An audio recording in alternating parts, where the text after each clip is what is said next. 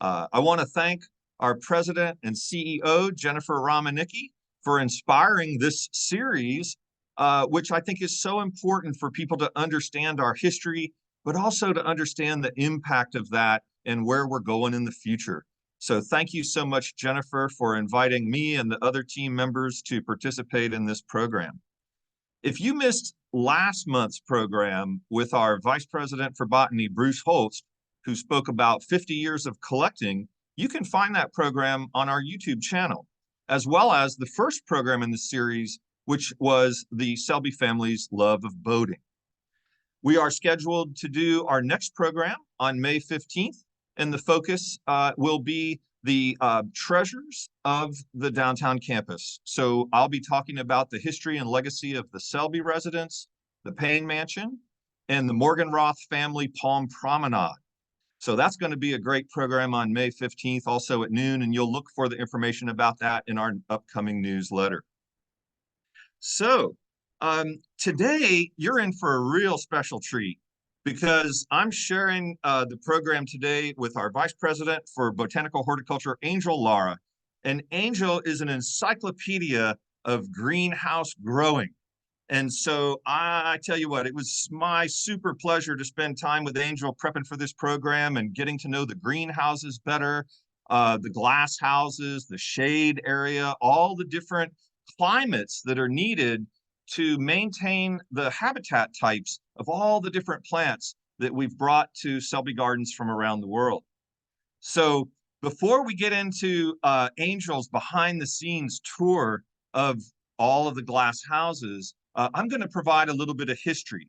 Now, remember that you can put your questions in the chat, and we'll take those questions at the end, and we'll try our best to answer all the questions that come in. So anytime during the program, you can enter a question in the chat, and we'll have an opportunity to take care of that. So again, today's program, first a little bit of history, and then immersed in glass with Angel Lara. So this greenhouse and glass house business has been around for a long time, like 2,000 years. It started with the Romans, the second emperor of the Roman Empire, Tiberius. He got sick. The doctors said he needed to be eating cucumber-like vegetables every day. And so the first greenhouse kind of came about at that point, which was basically flower pots on wheels that could be wheeled in and outside. So you'd put them outside when the weather was nice, bring them inside when the weather wasn't so nice in the wintertime. And also they used selenite, or a somewhat translucent stone, as the original glass. So this would have been a very crude glass house, but indeed starting 2,000 years ago. Now, most of the references that I looked at on this said that Tiberius was eating cucumbers. But actually, I saw some other research that said it was what's called a vegetable melon. In any case, it's similar. And then the little image down here on the bottom of this Roman temple is fascinating to me because it also has indoor and outdoor space. And it looks to me like if they needed a place to grow some plants, they could put them outside, put them on the little front porch here, put them inside in the wintertime. We're going to come back to that image a little later. Moving forward, it was really in Korea where sophisticated glass houses were created. And this was during the time of King Sejong, who was known as the Great. And he was alive from 1397 to 1450. So we're going way back.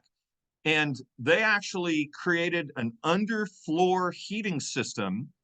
They would burn wood and pipe the smoke underneath the floor and thereby heat the floor to control the heat of the house. They used paper, the traditional Korean Hanji style paper, as their glass, but they had control of light, temperature, and humidity hundreds of years before this took place in Europe. And by 1438, we know they were growing mandarins in a controlled environment. So we really owe a lot to this Korean Joseon dynasty for really setting the stage for the modern glass house. Now, during the 13th century in Italy, as ships were exploring different parts of the world and bringing back plants that had never been seen before from different climates, from starting in the tropics, There was a need for a botanical garden. And so the first one was created in Italy called Giardini Botanici. And it was, like I say, plants from the tropics that were new things to everyone and provided an opportunity to try to keep those alive. The Netherlands, commonly called Holland, huge in glass houses. The first one there, 1587 at the University of Leiden. They created the Hortus Academicus, and they had a botanist named Carolus Clusius who amassed over 1,000 species. We know that by 1744, they had enclosures for orangeries, which also we'll talk about in a few moments. The images that we see here on the left is the orangery, which is a combination of enclosed space and outdoor garden space where the oranges and other plants in pots could be wheeled back and forth based on the weather, get the sunshine and the nice weather when they can, and back indoors when they can't. I included this image of the glass house on the top because it shows the Victorian lilies, and they had a special house just for those. And then at the bottom, you kind of see the entire gardens. And I know the image is small. The building in the foreground is a celestial observatory, and then the greenhouses are all in the background of that image. And of course, these days, Netherlands have tremendous expanse, just acres and acres and acres of glass houses. 17th century English glass houses. One of the first there was at the Chelsea Physics Garden in 1681. And this was for a collection of medicinal plants. And it was the first glass house that was heated with stoves in the United Kingdom. This also was where seed exchanges began, and they began to exchange seeds with other folks in Europe. 17th century France, under King Louis XIV, at Versailles, they had a huge orangery. That was 1684. They grew oranges, palms, pomegranates, olives, as many as 3,000 plants. What's fascinating to me is that they also used this as a royal theater. So they did performances and exhibitions and things like that, just like we do with our campus. 19th century Germany saw the beginning of the creation of these massive glass houses. This one, called the Glasspalast, which simply means crystal palace, was in the old botanical garden in Munich. And it opened in 1854 for the first general German industrial exhibition. Had 37,000 glass windows. And while this was used mainly for exhibition purposes, it also had the opportunity for plants in it as well. Now, let me go back. So the image on the right here shows it set up as an art exhibit in the glass house. Again, something that we do here at Marie Selby Botanical Gardens. Looks like they were doing it quite a while ago in Germany. And then 19th century England, Sir Joseph Paxton became the premier designer of glass houses. The famous one that we see here is the Crystal Palace in Hyde Park in London. It was created in 1851, also for exposition purposes. And again, an amazingly huge architectural achievement at that point in time. This also designed by Paxton, the great conservatory at Chatsworth in Derbyshire. It's created in 1841. It's the largest glass house in the world at the time. And in 1850, they added a house just for the lilies. Now, it's kind of hard to believe, but back in the early days in England, you were taxed based on the number of windows in your house and the size of glass panes. And so the window tax began in 1696, the glass tax in 1746. Here's one of the tax bills right in front of you. And this really suppressed the development of residential glass houses because only the elite and very wealthy could afford a glass house when you have not only the high cost of building it, but that you're going to be taxed for it every year.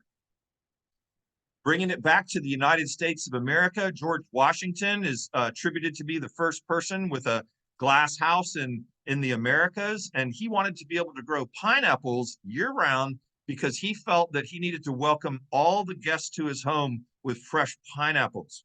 And Andrew Faneuil at that time became kind of the leading American greenhouse builder, And he began building glass houses here in the U.S. in 1737. Crystal Palace in Bryant Park, New York City was built as an expo hall, just like the one in Germany. Unfortunately, it was destroyed by fire 5 years later. But what was happening at this time was that the steel construction, the wrought iron, the flat plate glass, all of these things were being kind of developed and perfected during the Industrial Revolution. And so you have people basically trying to build the biggest glass houses they can, stretching the technology at the time, but also paving the way for the modern glass and steel skyscraper. So it's interesting how glass and steel skyscrapers actually learned from the design of glass houses.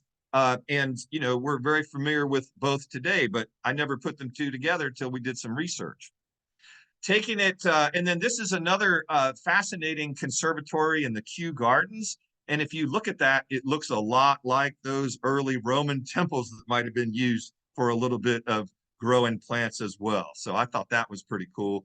And modern glass houses, of course, take different forms. And this is, again, at Kew Garden, an amazing glass house there, which kind of brings us full circle.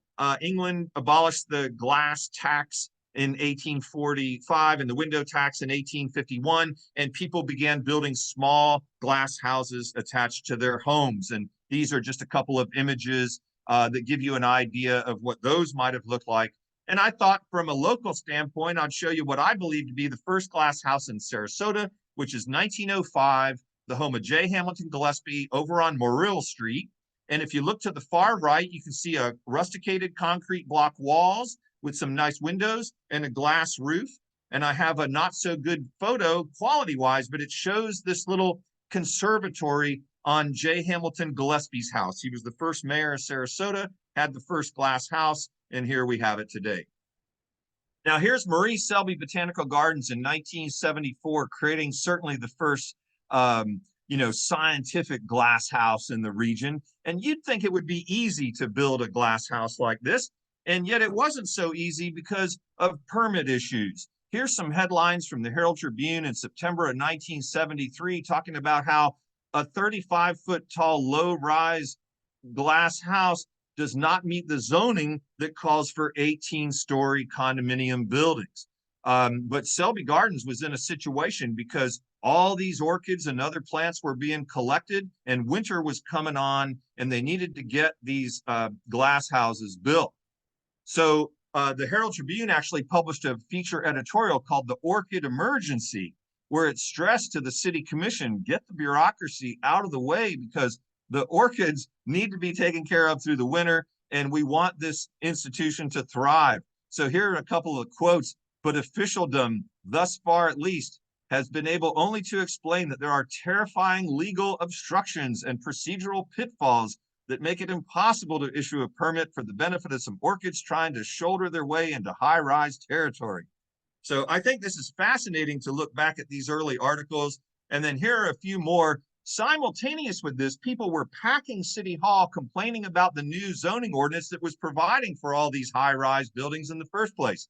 And then here's Selby Gardens just trying to get a glass house permit back in 1973. And finally, we got the nod that, yes, they think there's a way we can see through it, and they've got to do some special exception or rezoning or something like that. They didn't know what, but they knew we had to do something. And Vice Mayor Ted Sperling on the article on the left is quoted here suggesting that the commission should just hold the hearing as soon as possible. In fact, one of the solutions that the city commission came up with, because they were very frustrated with their staff and the attorneys, they said, look, if we vote to issue a permit to the Marie Selby Botanical Gardens to build a greenhouse, won't that satisfy all the requirements? But the attorney said no. But here, finally, in November, we got approval. And the major headline was that the original Selby Gardens, Selby Library got funded down on the Bayfront. But the real news here, and the photograph shows Fred Soto, city commissioner at the time, William Strode, Bob McClellan, who was the city clerk, and Tony Soprito, who ran a fruit stand on Main Street. These are the commissioners. Bob McClellan was the clerk, but these are the commissioners poring over the plans for the glass houses, and they gave approval, and this is November. winter is already here. So here's the construction going on. This was Russell Curran was the contractor working collaboratively with the very small team that was here at Selby Gardens at the time. You can see the old Ringling Causeway in the background. You can see the framework being hoisted up into place. You can see the mesh steel going down for the concrete that's going to be poured against the north wall where the lava rock wall will go. Here you see work taking place on the other side of the conservatory glass house, and they're pouring concrete and they're forming everything up. And you can see they're hustling because they got to get this thing done because we've got orchids that need a home. These are students from Sarasota High School. Bruce Holt shared with us yesterday that these were students that were recruited to come over and help move all of the rocks into place. So they've got a rope here, they've got a huge rock on a cart, and they're hoisting it here and there. Here they're setting the rock into position. That's Cal Dodson, the original director, right in the middle, and Kiat Tan off to the left here, holding that post, and they're ready to put that big boulder into position. Here's more shots of inside the conservatory. This was exciting times, folks. This was, you know, there wasn't a fully developed Selby Gardens on the outside. Getting this conservatory and the other greenhouses constructed was critical to the future of the organization. Here we see it really developing with the rock wall. It's starting to look like it does today. And then you start to see some plants in there. So just want to show a couple of other black and white images before we get into the full color of Angel's portion of the presentation. But this is an article in the Herald Tribune announcing that the formal opening of Selby Gardens, which came in 1975. But what I think is interesting is that every article that was in the Herald Tribune talking about Selby Gardens, every single one of them has an image of the greenhouse in the background. This also shows the original master plan for the campus, honing in on the glass houses that were part of that original install back in the 1970s. So here we're talking gesneriads in the community, but if you look at the photograph, it's inside a glass house. Here we're talking about ferns, but you can see it's inside the glass house. Here we're talking about orchids, and we're inside the glass house. And then here are other images, like this one on the left is glass house number 1 before it was all filled up. So it's kind of cool to see these. No matter what, every image showed the glass houses in the background. And this is an old color postcard that I bought on eBay showing the conservatory in earlier years. And this is the first color slide. Now I'm going to turn the stage over to our Vice President for Botanical Horticulture, Angel Lara, who's going to tell us the rest. But I got to tell you, it has been my pleasure to work with Angel on this. He gave me a behind-the-scenes tour, the likes of which I had never had before, explained so many different things to me, gave me such an understanding of the operation of the glass houses, and he's going to share that with you today. So we're calling this Immersed in Glass. Angel, take it away, my friend. Thank you, John. Thank you for all that. Hello, everyone. Well, as John pointed out, the original Selby Gardens greenhouse was that conservatory that we're all very aware of and love very much, right in the center there. And then, of course, greenhouse 1, 2, and 3 that you see there. Greenhouse 1, 2, and 3 are the original research greenhouses, right? So everything that was being collected, like Bruce's talk, when we were talking about the 50,000,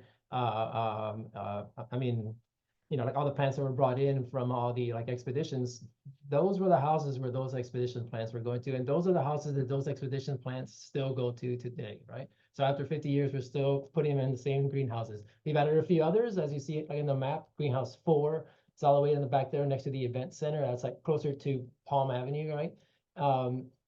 That is it was built in late 80s, early 90s. And it's a very large house. It's equivalent to the conservatory. If you think of it, it has the same square footage, basically as the conservatory has. So it's we've all been through the conservatory, so we know what that looks like. So it's just like a glass house component of that, with benches and walkways, and of course a lot of hanging plants. And then we added the greenhouse 8 and 5 so that we can get some more of the hot growing plants that we have. And I mean by hot, I mean ecosystem hot. So greenhouse 5 is an orchid house that has a lot of hothouse orchids in it, vandas, encyclias, epidendrums. 8 houses are Tillandsia house, and that house was specifically built just for our Tillandsia collection. There's a lot of other collections in there, but it was specifically built for that collection. And we can start like moving through the program, John, if you want. Move to the next slide. Yeah, when we walk through, the first house that we walk into is greenhouse number 1. And greenhouse number 1 serves a lot of purposes, but it's primarily a research greenhouse that what we say is lowland, tropical, seasonally dry. So like, it doesn't mean that we keep it really dry in there. It just doesn't rain as much as in the other houses, let's say. It's like humid, but we do like dry some of the plants in there. In there, we like grow our like, research collections of gesneriads, a lot of aroids, like our begonia collections. There are epiphytic begonias that are really neat. And we have like a production like bench towards the back. A lot of rare plants in here. One of the rarest like plants in here is Gastranthus atratus. This is like a plant that we believe was extinct in the wild for over 30 plus years, maybe more. We just recently like found out that it isn't extinct in the wild. It's still critically endangered. There's maybe like 1 or 2 other populations in Ecuador, but in this house, they've been cultivated successfully for 40 plus years, you know, so it's just sort of, you know, these like Lord and Burnham houses was something that like we didn't talk about. These houses are all Lord and Burnham. And this is like a greenhouse manufacturer company from the like late 1800s. They've built so many like amazing conservatories, from like New York Botanical Garden, you know, Pop Conservatory, to say like the Phipps like Botanical Garden as well. If you see like above your head, there's some like jet tubes. That's how we move air from the back of the house to the front of the house. It's also how we move heat from the back of the house to the front of the house when we actually need to. Remember, this is a tropical environment, so what we say is lowland, right? So it's like 0 to 300 meters. Like if you can like imagine outdoors in like Sarasota County, where it's subtropical in nature. So in here, we have to heat in the wintertime, right? So they don't want to go that low. And if they do like go that low, they don't want to go that low for that like amount of time. And it, you know, those like jet tubes is what we call them, is how we move that heat from the front of the house to the back of the house. And when like the heats are not on, is how we add some air circulation to the top where all that hot air is. But these are great greenhouses from you know, collections in there are from the 70s as well. If you go like in between like the houses, there's these in between corridors where we grow the outdoor collections of Bromeliaceae. I don't know if you guys have heard this, but like our like bromeliad collection is the best documented collection like of bromeliads in like the world basically. But so, you know, we have a very like important collection of bromeliads, but they don't all need to be housed inside glasshouses. They could take our subtropical climates just fine. A lot of these are like Brazilian plants. Actually, like the majority of our collection plants are from Brazil. These outdoor like areas hold a lot of these very colorful, beautiful bromeliads that are very ornamental, but are research plants and have been like research plants for a very long time. They grow outdoor year round, so very little protection as far as you know, heating or anything that has to do in the wintertime. They could take it. They could take the rain like year round, and they're sort of kind of being acclimated for outdoor gardens. So if like outdoor garden needs color like in a tree, or like Bromeliaceae clumps would do that for them and offer like an acclimated plant that like has some research data, but could also be like mounted in a tree and like offered as like an ornamental component. We can move on to the next page. And then like in the back of that corridor, you guys know our bonsai collection is great. We have the like the backup bonsai collections are in the back of that corridor, all the way in the back. And our bonsai curator, Richard Dietrich, is the one that cares for these. We water and we feed and we do everything else, but he's the one that does all the wiring, all the training, and all the work on those bonsais that we love so much. Which like we see out in the pergola as well. In these houses, like again, like all like the houses have like dual purposes. We just can't have a house for like researchers. We just don't have the like ability or like the space for that. So although these like in between corridors house are like the majority of the outside bromeliad collection, they do like house a lot of other plants. And you can kind of see there's like amaryllis and like a hanging basket there. That's a epiphytic hippiastrum. So there are like epiphytic amaryllis, believe that, and staghorns and ferns and all sorts of other plants out there. But primarily that outdoor corridor is for our collection of research bromeliads that can grow outside year round. Next slide.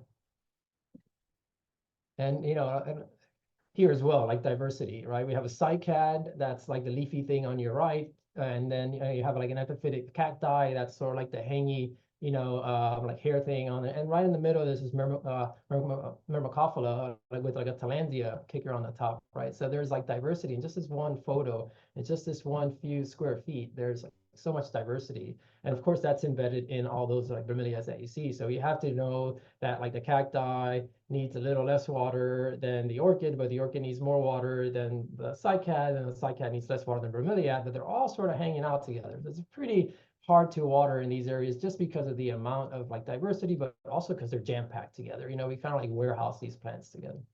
You can go to the next slide. I think we're walking into, oh no, so here, like outside, like as well, like 1A, like again, these corridors offer like a lot of like outdoor, like growing space. So these are native Tillandsias. And so we used to have them in the Tillandsia house, but then we like decided like, we have a lot of Tillandsia in the Tillandsia house, we need some room. And the idea was to move out the native Florida bromeliads, right? And so a lot of these native Tillandsias went out into those corridors and, like inhabit those corridors now. So like now we move on to the greenhouse number 2. This is primarily like an orchid research greenhouse, but as soon as you walk in, what it shows you is, again, it's dual purpose. This is our like backup for the exhibitions. So we have exhibitions that always need to look the way that they looked on day one. And so sometimes with display like horticulture or like exhibitions horticulture, plants don't really want to be in the situation that they're in, and they're maybe there just because of the color of their leaves or what they're offering. And sometimes they're not like ideal. And so, we can grow them as long as we can, but like sometimes we have to like replace them so they can look great again. And these are like the backup plants for the exhibition. You can see all the color there. It's more like a production like looking as opposed to like a research component. When you go to the next slide, you'll see how completely different the house is. You can see like the exhibitions plants in the front. And like, again, like dual or even like triple purposes, those little white labels there, that's like a research. Oh, I'm glad we took another picture of that one, John. That was good. Those are research hypericums. We're doing seed research. Liz Gandy and Phil Konsinska is like helping out with this. This is like seeds from our like native hypericum, and we're like germinating, doing seed trials. This is in an orchid house that's next to it, like exhibition plants that's next to collection orchids. And you see like the next slide, everything is either mounted or, well, here we go, more like exhibition plants, a lot of color, right? This is what we like show like in our exhibitions. But here, like we start to see what the collection houses actually looked like, right? Where before we began to put these exhibition plants in there, and you can see all these like epiphytic or like mounted or like in hanging basket orchids.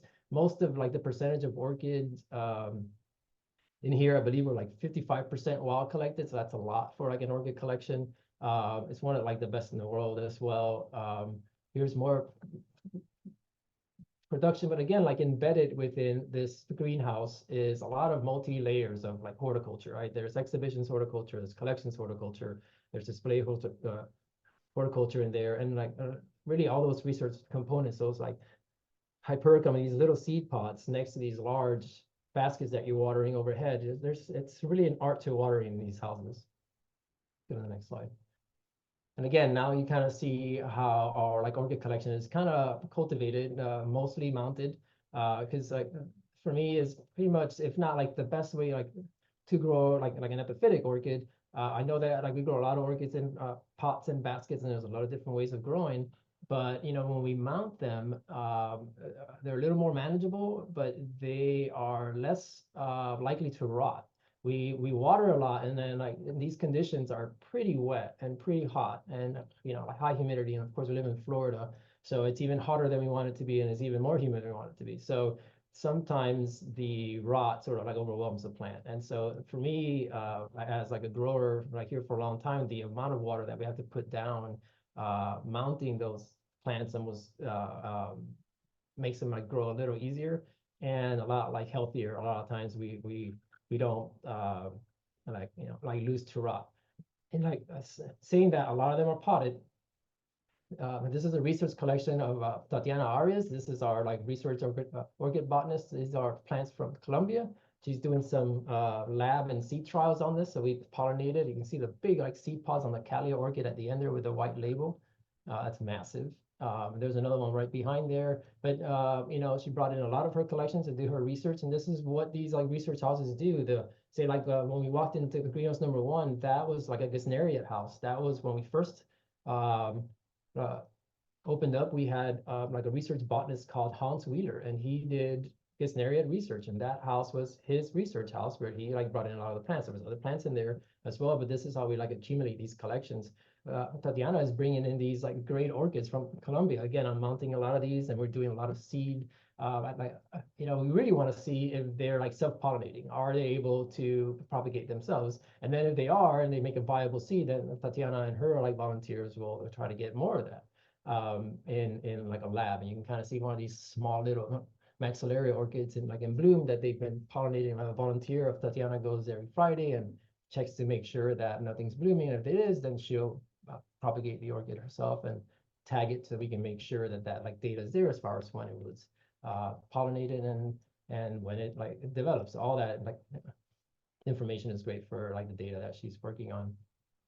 Again, you see another shot of greenhouse number two, a lot of mounted plants in here. I think in here, if I have my numbers right, I think there's a little over 1,600 plants in here. In greenhouse one, there's a little over 1,300 plants. You can kind of see like the numbers are gonna gain as you go. So they, you know, like in one house, I forgot to mention one of the other plants that are in there is like a Morphatus titanum. You know, I don't know if you guys remember like the corpse plant, right? Or Audrey and Seymour, you know, very popular plants of ours. Their progeny, like a few years ago, we had them both bloom at the same time. And Mike McLaughlin and myself were able to propagate these plants and make more out of them. And so in greenhouse two, I kind of isolated them in greenhouse two to keep them away from greenhouse number one, just in case.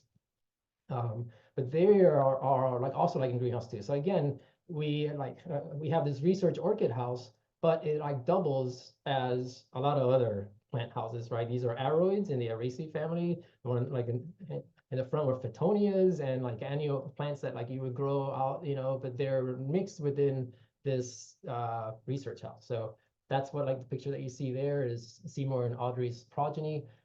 Again, a lot of orchids. You can kind of see the dendrobium like in front of you there with these rigid leaves mounted on a cork. And what I do a lot is I'll like mount these smaller plants with like little roots.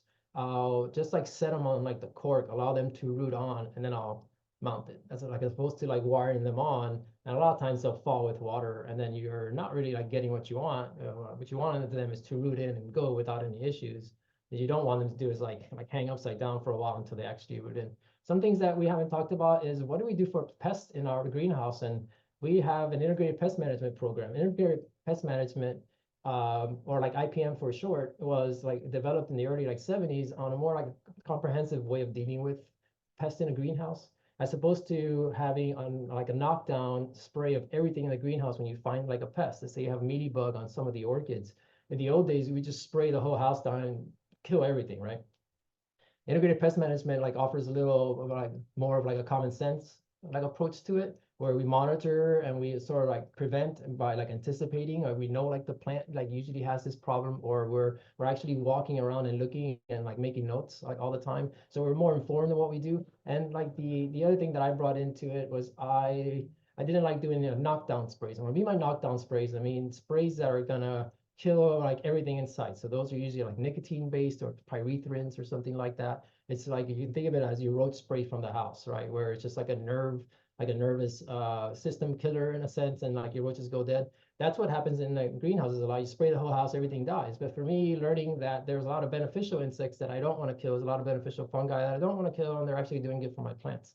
And so for me, I went into more like an IGR, which is integrated. I mean, it's insect growth.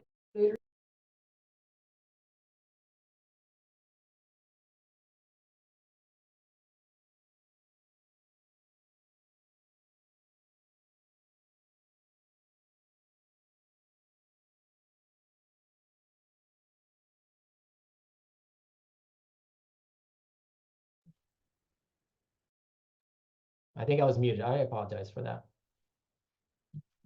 I'm good. You ran all the way over here.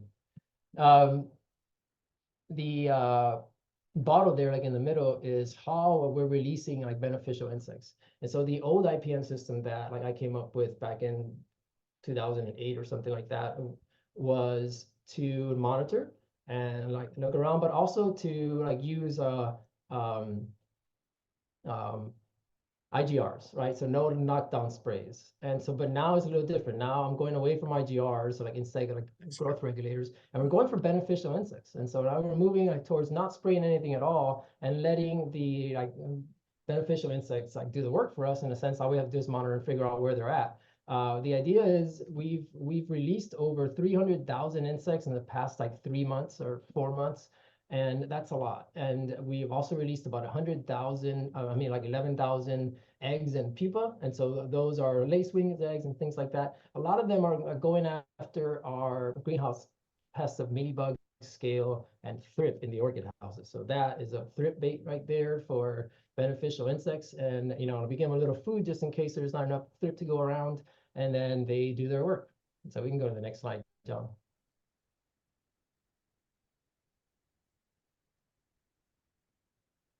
Yeah, and you can see there, like, that's a bulbophyllum orchid. We have a great bulbophyllum collection in greenhouse number 2. One of those collections that are very like important there is our bulbophyllum collection. And these are like amazing plants, but they have very odd flowers and very like distinct ways of like attracting their pollinators. But they do make these masses of orchids, like pseudobulbs, and we've learned to like grow them in these like teak plaques or corks because they don't make a lot of roots, but they need to root on something. And so we have them like in a hanging basket. There's just way too much media and the whole thing rots out. And so for us, these like shallow plaques have really like worked out well for our bulbophyllum collection. You can kind of see they completely take over that plaque. That's like sitting on a plaque. It's actually rooted onto the plaque, but that's another one that we would like root on like the plaque and then eventually like hang them. And here's another like beneficial insect box, and you can kind of see how they come in. These are like the good guys, right? And I think these are lacewing eggs. But again, it's just like a safer, more environmental way of dealing with pests. We have a lot of volunteers, a lot of staff members that spend countless hours in these greenhouses. That's why I went away. So like in the conservatory, let's say we haven't sprayed since 2008 or something like that. Very like long time, because I just don't really see a need to do any sprays in there, and we could do a lot of like mechanical removal or the right plant for the right spot, right? So we go at it like a little different than say like a commercial greenhouse with just spray everything, and everything has to go because everything has to be pristine for sale. For us, we monitor and we like deal with these as individual plants. If this guy has a problem, we're gonna deal with what like the problem is with this individual specimen and what do we have to do for it. And that's sort of like the goal. Now there's only like one of us for 11,000 plants, and so it's not very like easy when it comes to that. So there's a lot of monitoring, there's a lot of help, and we're like this is 2A corridor. So again, like mimics 1A, which is more of our like outdoor collection of Bromeliaceae, a lot of Brazilian plants in there, a lot of varietal forms over there. I think we have like over 50 varietal forms of one plant there. So either they're new species or they're just varieties of an old species that's there. But again, if you see like behind my head, those are like the native Tillandsias that we like moved out of 8 house as well, so we can make some room in 8 house. There were a lot of Tillandsias that could have moved out of there and made a little more space in there. This is the outdoor corridor as well. It's just another view of the outdoor corridor. Those Tillandsias that I was talking about, they're beautiful, blooming. We use them in the pergola area when they're in bloom. We try to monitor bromeliad weevils out here. Again, this is like a dual purpose thing. The Kusama like exhibition has that curtain of vandas that like as you walk into the conservatory is this massive curtain of vandas in it. These are the vanda curtains from last month that I need to go back to the grower. And so like again, it's this way of sharing like the space in a sense. Research and like exhibitions plants are all like sharing the space, same space. These are more of these amazing research collections. They're all very spiky and they're all very on the thorny side, but they have these amazing blooms with these just very ornamental bracts. You can kind of see the orange like bracts on the Nunocalis that Ecmia there. I mean, there's a lot of plants out there. I think in that corridor there's about 560 bromeliads altogether. I mean, that's a lot of bromeliads. So we're not even like counting the non like bromeliad plants that you see in there. That's just like Bromeliaceae alone. So it's just another view of that corridor going the other way. These corridors are in between like the glass houses themselves. One note about our tags, I mean, I don't know if you guys have seen those in the conservatory. We have 3 different types of tags. These are our like research collection tags. The green one in the middle is like less important in a sense. It's not that it's less important, but as far as the other 2 tags, the green one in the middle is a horticulturally derived. We either purchased it or it might be like a division of one of our research plants that's maybe not like well collected, so there's no like restrictions on it. The other 2, you can kind of see there's a red tag plant on your left and a gold on your right. Those are research tags. So that's like part of the research collection. You can see like the barcoding. Every tag has a name, every tag has an origin, and every tag has a barcode with a number. Those like barcodes and numbers leads to all the data, right? It's how we are like boosting the research collection. It's sort of like a living museum, right? It's like an archive of living plants that have like data and are alive and well. The red, it's like the gold is our like research collection, very important. The red tag on the left there is even more important. It's that like research collection that has a little extra importance, and we care for it a little better than we would. Mostly we protect it in like hurricanes, and we like try to move it around for other like sister like institutions. The red tag usually means it's like a holotype or some sort of type plant, which usually means that it was either like found here, described here, or named here, or it's like there's some ongoing like research going on it, or it's like critically endangered or extinct in the wild. There's a lot of like reasons why a red tag would be a red tag. The individual plant would share that with us when we go through the database. Yeah. And yeah, you can see like the close-up of the tag there, like the barcode, which is probably one of the first in the country. I don't know if anybody else uses like the barcode. But you can see like the number there. You can see that the like letter at the end of that number, it's like that 1980, can't really see it too well, like 85 number. There's a C at the end of that. So that means that there's at least 3 collection plants. There's A, B, and C. So those are like the clones there. And you can kind of see one, what the name of the plant is, like the correct botanical name and species name. The origin, like where we collected it from. And it's sort of like, to like where it is, and of course like the family and like the database number that like it got when it first got accessioned.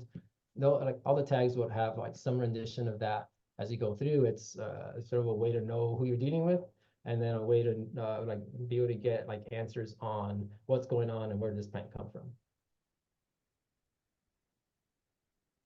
So this is greenhouse number 3. So this is like the other 2 houses were lowland tropical houses. So greenhouse 1, remember, was a lowland tropical like house. So this is like usually like 0 to 300 meters. Let's say greenhouse number 2 was this like intermediate to warm orchid house. Is what they call like those houses. Again, this similar temperature ranges. Greenhouse number 3 is a smaller house, and if you remember that map, it was like the little shorter house at the end of it. That house is what we are growing our cool house plants in. So it's not so cool in the summertime just because of the conditions around. I mean, we live in like Florida, very high humidity. If you look at that wet pad in the back, that's like a wet pad is supposed to cool like the house down by adding wet like moisture in it. The problem is that when it's more humid outdoors than it is indoors, your wet pad doesn't work. And then you're locked up, and then it's hot, and then it's not good to be hot in a cool house, right? So then the plants in this house usually have physiological issues. Let's just like call that when it gets really hot. They get a lot of spotting. They get a lot of like physiological disorders like spots or like fungi. And it's like usually because of the heat. It's just way too much. And it's usually heat at night. And that's one of the like the houses that we have like the most issues with. But it's one of the houses that has the most impressive plants like in here. This is a like miniature upper elevation houses. You can kind of see all these like small looking orchids, primarily like an orchid house. These things are very small. They have these very little blooms. A lot of these plants are part of the Lure collection. Really, Carl Lure, like which we all like know. So like amassed a lot of these smaller prothothalids, and kind of see the one on your first like screen there. He did a lot of work with prothothalids, and so there's a lot of his work in this greenhouse. These things are very small. They needed high moisture, but they rot really easy. So it's really like a catch-22. You either water it, you know, like if you water it too much, it rots. If you water it too little, like desiccate. You kind of have to find the right method there. The moss like sort of like helps out a little bit, but it can do like bad in the long run. It is in competition with the plants. It's kind of like a weed, but it really like helps retain like some of the moisture on the plants, and we lose less by allowing like that like moss on there. But like sometimes the moss can overtake the plant. These very small plants, they're just like miniature plants. You can kind of see the moss in the middle there, like beginning to overtake. So usually our volunteers would be weeding that out so that the plant can recover. Very small little plants that you can kind of see me holding one there. That's Protatis greigami. I mean, these things are small, mounted on a small little piece of cork. Flowers are miniature, and like the leaves are even smaller, but very like succulent. Those leaves have some girth to them. They retain some water on them. And then, you know, I don't know if this video is going to work out, but, you know, this is, we have like a bromeliad collection in there as well. There's a lot of mucilage in like the plant world. And mucilage is just this like sooty like byproduct that like some plants can get. You can kind of see what John's like circulating there. When you squeeze that, there's a lot of research in mucilage. And so a lot of our bromeliads do it. So we actually have to send like some of these samples of this like butating, liquid to the researchers to figure out what it is, what's in it, and why is this plant doing this. Some of the plants we've known, this could be like for like herbivory, right? You know, you don't want to eat something that looks like that. Or maybe if I do eat it and I get that, that's gonna like deter me from eating it again. Some plants use it as a way to develop their like flowers to like emerge, to like shoot their flowers out. There's a lot of like different ideas on why plants will like mutate like this. There's a lot of research being done on it. But it's just one of like the cool plants in greenhouse number 3. These are more like greenhouse number 3 plants. So this is like the Phragmipedium and Paphiopedilum areas. So like, again, our researchers from like the 70s, John Atwood was Phragmipedium researcher. He was researching Phragmipedium longifolium and varieties. So that one bench, most of those plants are the same plant, just different forms of it. And he did a lot of work on that, renaming and figuring out like what they are. Again, this is our one upper elevation house. So this is the one area where bromeliads that grow like uplands, right? Those like higher like elevation of bromeliads grow in this house as well, because they're not able to grow in the other houses, just way too warm. And so we grow them in the cool house along with the miniature orchids. This is greenhouse number 4. This is our volunteer, Libby. She has those sleeves on because she's working with very angry bromeliads. And she has a big smile on her face, which is, like good to see that although you're working in a very inhabitable environment, it's really hot in there, by the way, even if she's next to that fan. Actually, that fan failed while she was in there.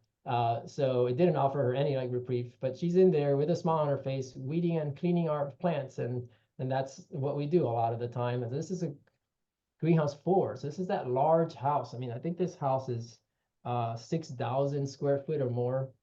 And there's about 3,000 plants or so, maybe more, at least like a session, 3,000 plants. These is Dr. Phil Gonskinska. He's the head grower in this house. I'm sure he does that a lot, where you see in there. He is very excited about the plant that like he's showing us Bilbergia verdifolia,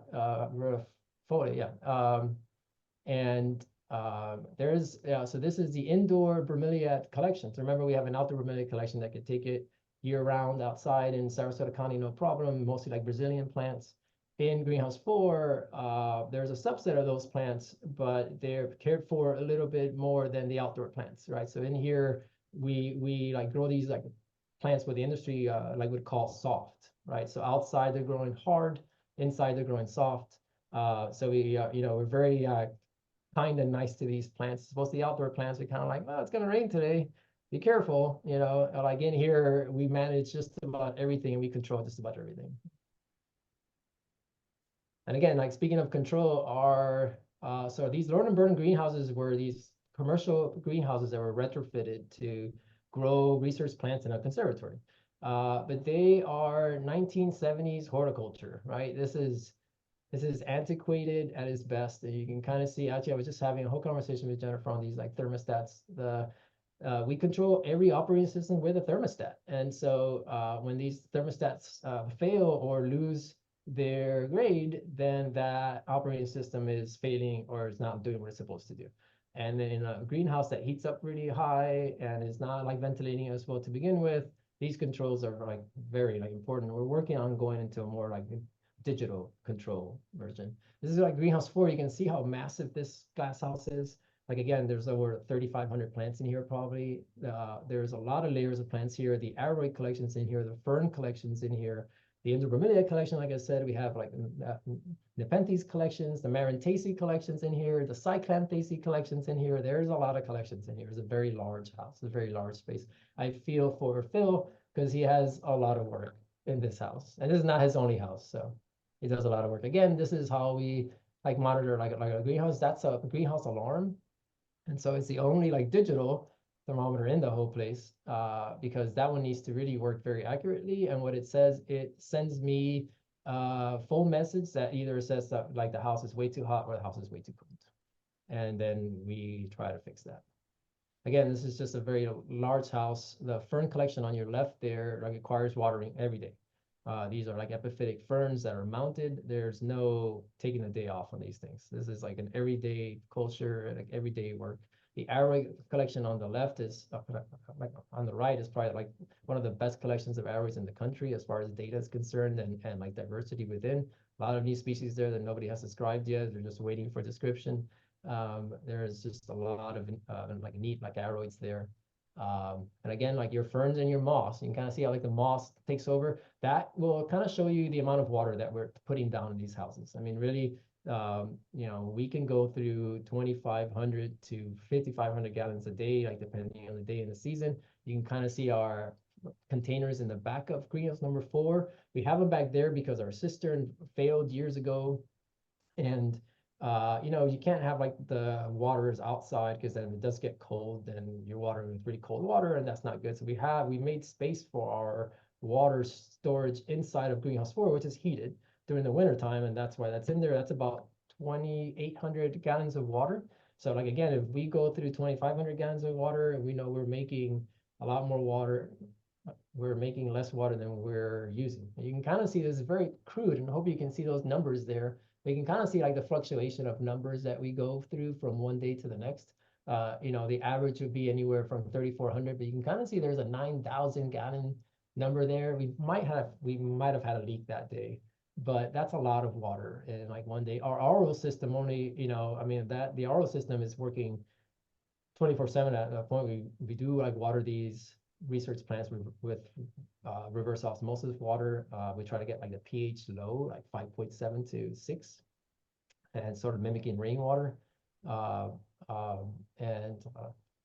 Again, just like you can kind of like, I like this picture because it shows the amount of canopies that we have to deal with. And so it's not just a bench, and it's not just a one hanging line, it's multiple hanging lines, multiple layers within the bench itself. There's plants on pots to get them away from the other ones.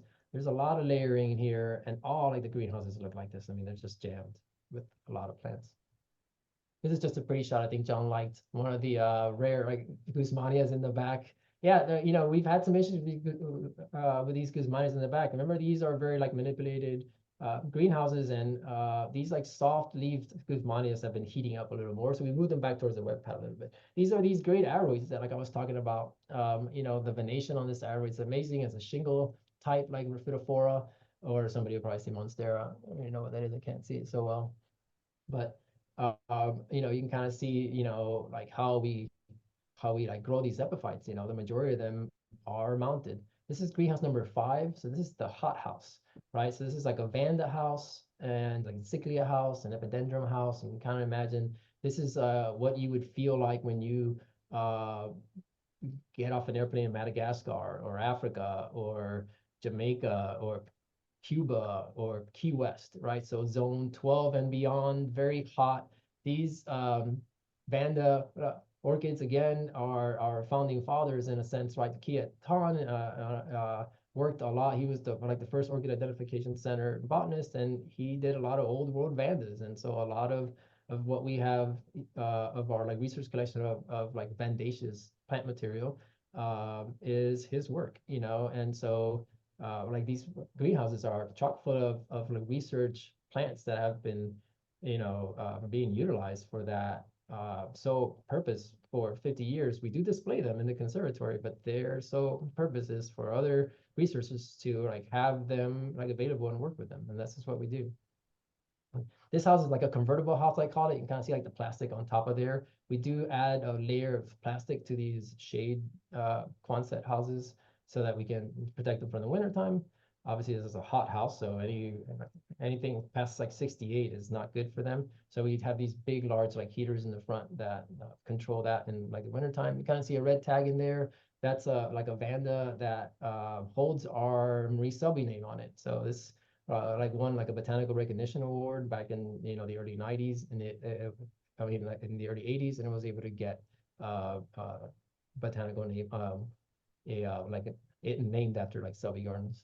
But again, a lot of vandas in like hanging baskets, and that's how you culture vandas because they're monsoon plants. They take a lot of water, and so having any media in that basket would completely rot the plant out with the amount of water that we're putting down.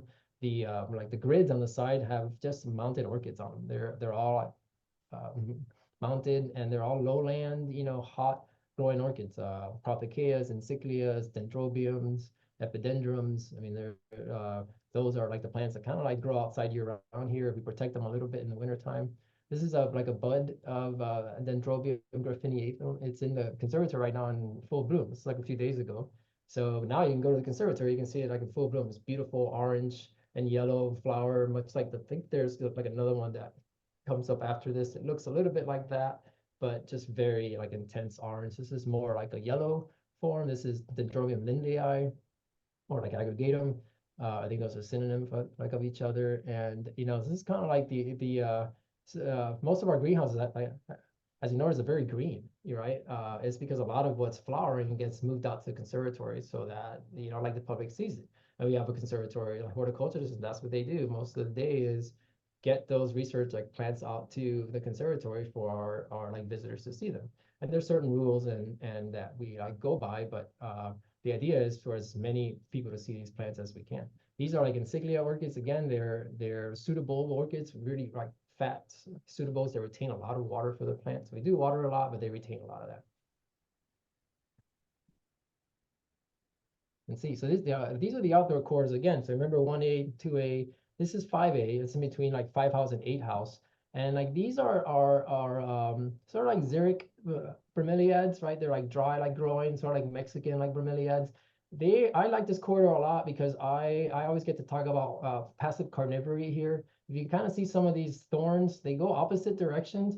That's not a good thing. One, when you're cleaning it, or two, when you're weeding it, but also if you're a little varmint or a little bird or a little, usually what you would get is stuck in there.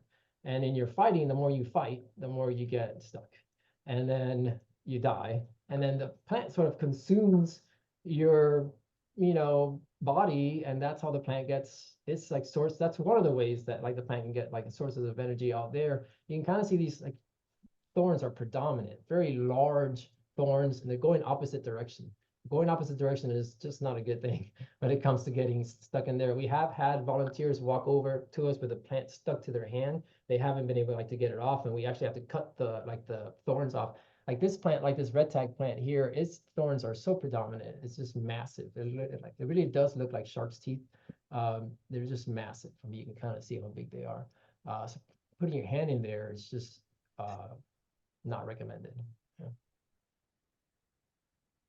Yeah. But of course, they make this beautiful flower. I mean, look at this inflorescence, shockingly orange inflorescence with this pollinia on the inside. It's like absolutely gorgeous.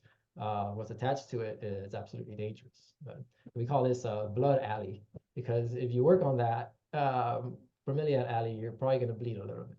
And our Tillandsia houses was that Tillandsia house that was built specifically for our collections of Tillandsias. And this is the oldest house that was built. So out of all the houses, this is the newest house, right? So there's a lot of bromeliads in here. Like this is through Araconia, but the house is primarily built for the Tillandsia collection. So there's like hanging lines, a lot of hanging lines and a lot of plants. In here, I think I wrote down there's a little over 1,000 plants. And like again, we're like speaking of these plansias only. There's a lot of other plant families here. The epiphytic cacti is in here, and the orthophytons are in here, which is like a genus in Bromeliaceae. These very thorny plants as well, very like xeric. But like again, no one house has just one collection in it. They serve a lot of purposes, and there's a lot of like exhibition plants in here as well towards the wall. I don't think we got some of that, but you can kind of see like the basket there. Those are like epiphytic cacti. So again, these are we try to figure out what collection of plants can live together. The like diversity there is insane, right? So you have like plants from Venezuela, Ecuador, Belize, Costa Rica, Mexico, Florida, but they all are in the same space, like being cared by, like in the same way. And you can kind of see these very like silver like plants that we're used to, but when they flower, they're just amazing. The purple petals and these protruding like stigmas. I mean, it's just really like amazing flowering plants that are highly ornamental, is why we do it. These are like the epiphytic collections as well. You see like the berries, there's a lot of seeds in those berries. We've like germinated these before. They're easy to germinate. Just like it shows this like it's highly ornamental because of like the purple fruit, but it's a very easy plant to grow because it's an epiphytic cacti. So although it wants a little more water than a regular cacti does, the fact that it's epiphytic is pretty cool. And they're New World cacti. This is sort of like the future. I got firefly petunias. And so if you guys want plants, if you want plants that grow in the dark, get yourself some firefly petunias. And these plants will have some bioluminescence, which is pretty neat. And if you like research firefly petunia, that will like get you to the information on this plant. Is pretty amazing. We're like hoping to use some of them in the garden just to have some night events, maybe have something glowing in the bottom. It's just where like research and agriculture is going to, right? This is like a way they're like actually like using like mushrooms and fungi to make these plants illuminate at night. So I mean that's pretty cool. This is our RO system. I just want to show a little picture of all that water that we make. We make it through this machine there. You can see the 6 tubes there. That's just the RO like bundles. Water will go in and out of that in like certain ways, like pressurized. By the time it gets out, it's pretty clean. And there's like salt filters and all other stuff there. Like again, everything is like a toggle switch in these houses. It's like old school. It's what you would think from like it's like 50s and the 70s when we thought of like what we would be in like the future would be like a toggle switch, right? We're still there. But this turns on all the lights. You can kind of see like the low lights for like the conservatory and all the operation features there. Let's see, in a while back ago, we had a hurricane and we lost Greenhouse 6. The whole house went away. Greenhouse 6 was used as an orchid hybrid house, but it was also used as a production house and like a drop-down house. When we get a lot of these like plants for the exhibitions, where do you drop 50,000 plants, So we use like Greenhouse like 6 a lot. Well, unfortunately, with our last like hurricane, Greenhouse 6 flew away. And we were able to consolidate a lot of those collections and like save most of those collections. The majority of them were fine, maybe a little squished, but they were all right. And we moved them and consolidated them in other greenhouses. And we had bought a shade structure, and this will serve us a little more purpose. It's a little like cheaper on the long run because we don't have to heat. We really just needed like a place to grow outdoor plants that needed shade. You can kind of see there it's full sun. So we kind of needed like an area where that was under shade. It's like the West Nursery. It's on the other side of the campus. So it's like next to the water. We have a lot of the very large outdoor living collections of like bromeliads out there. They're large and in charge. There are many out there. Actually, there's a little over 327 of them. That's a lot of them. And of course we grow a lot of other things. You can kind of see them there on your left, and then on your right is Aricia fragrans. Like we've been working with Aricia a lot. It's like one of our native cacti, just to like reintroduce. It's sort of critically endangered. This is one from the East Coast. This is like fragrans. We also work with Aboriginum, which is from our like West Coast, our neck of the woods a little bit. But we're like working with both of them to try to get them repatriated and just get them out there in the wild again. Conservatory we all know and love. That's where all like the color is, which is why we add that. Like the back greenhouses are like great for research purposes. all that, but all like the flowering goes into the conservatory. And of course, we have these exhibitions, right? So like right now we're going through like the Usama like exhibition where you saw like the vandas that were in 2A. These are the flowering ones, right? When we did like replacements. There's a lot of work that goes into these exhibitions. It's not just the initial putting it all together and walking out. We still have to maintain this, and like as a group, we maintain this every day, 3 hours a day. You know, and like of course that's beyond what we do like in like the back greenhouses as well. There's a lot of color in these exhibitions, and we have to hold those like masses. And there, you can see this is like one of like the taller houses that we have. So we have a little bit of height here to like grow bigger plants. The like iconic like rock wall that John like showed you at the beginning. Can't even see it now because it's completely lushed out, like immersed in plants, right? But again, all the research like plants from the back are all in here, right? So if they're in here, there's a division of it like in the back, or it's a division of the research plant in the back, right? And we always like try to do that. We do like plant something out, or we have something out, we have a division in the back. We never actually like display something that we don't have a backup of.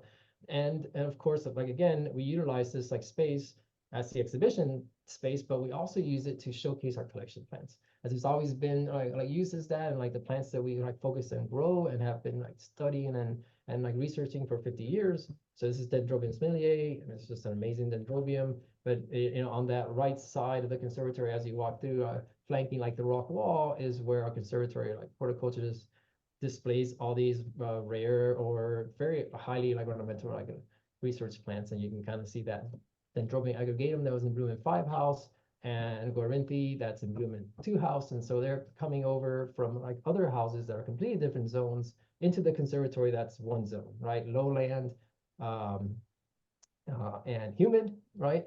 And shady, right? Because the public is in here, so we don't want them, you know, with a lot of sun and a lot of light. So we shade it, and we try to have it where it's good for like the public to walk around, but with that, like we can still display plants and grow up plants as we can. So this Kusama exhibition is great. And then like again, we do IPM in the conservatory as well. So this is a little box of insects that we have in there, and those like beneficials are working, they're on the job. As we walk in and enjoy the conservatory, they're like doing their work in there, and you kind of see it tucked away in there because it is an exhibition space, and so we don't want to have a bunch of boxes everywhere, and so we have to tuck it away.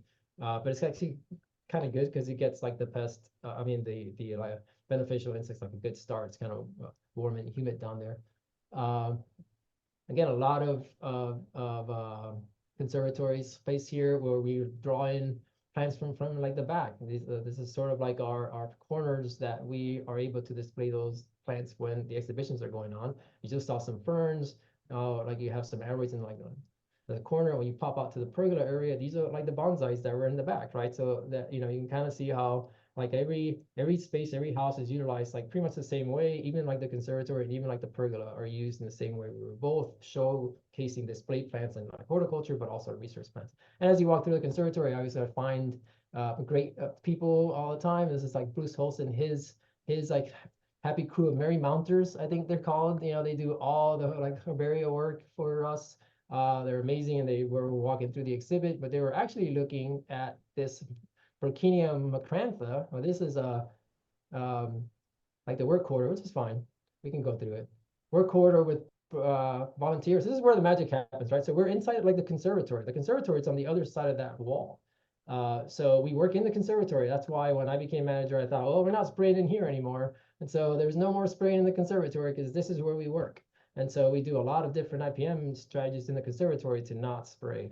Because again, this is where we spend most of our days in the work quarter, repotting and working. You can kind of see the mess that like happens in here every day. There's a lot of production going on. And of course, these are our volunteers, Ellen and Marjorie. We do a lot of tours in like the back.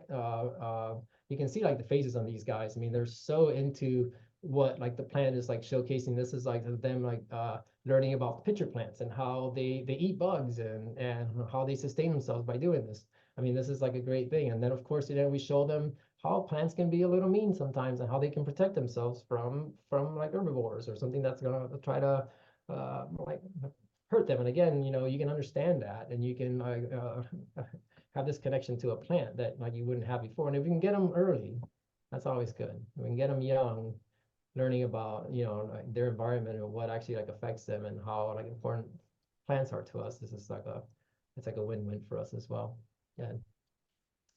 And let's see, and the like Mary Mountains, like the volunteers, like Bruce was showing them this Burkinia macrantha. So this is the first time this plant has ever bloomed in the United States. So like Selby Gardens has this amazingly giant bromeliad. It's called Burkinia macrantha. It's from the Guianas, Venezuela area.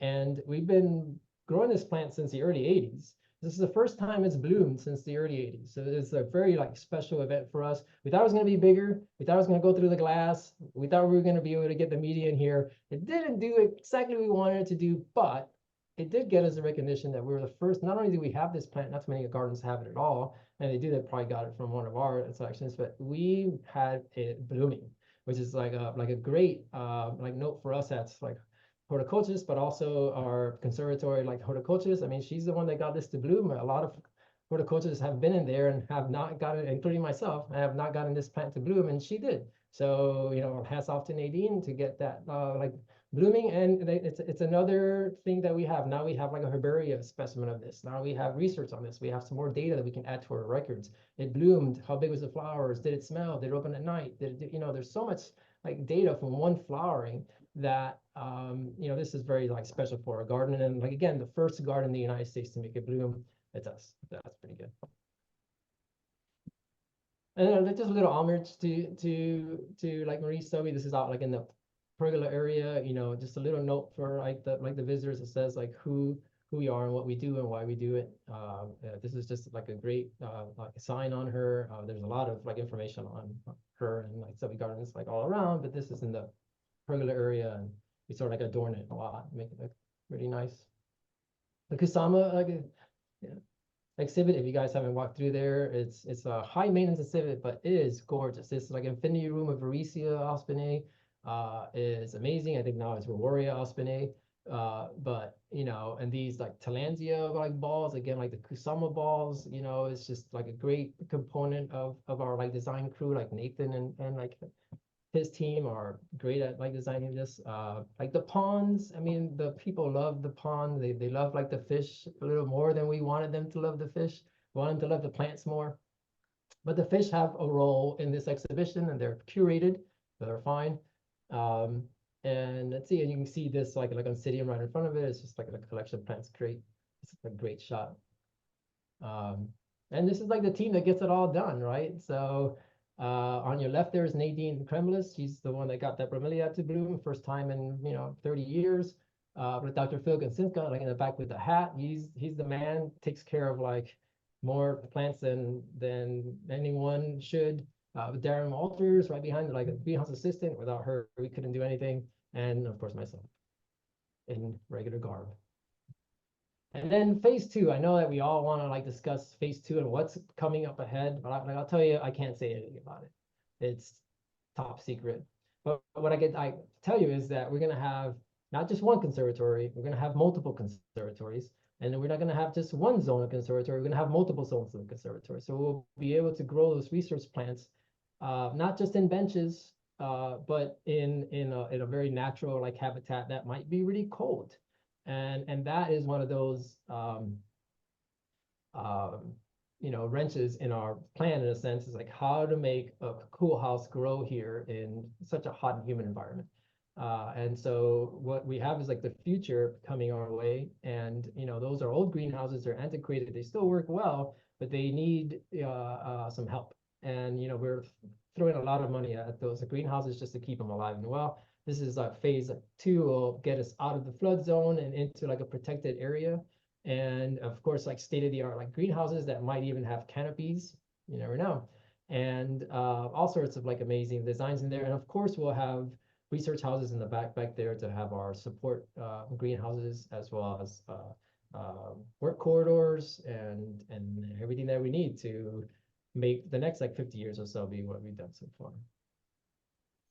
Well, Angel, what a fantastic look at our history, our how we operate every day. And when we say every day, we mean 7 days a week in the Glasshouses, don't we? And then where we're going in the future. So I have one question for you, Angel. What do you love most about your role here at Marie Selby Botanical Gardens? Oh, wow.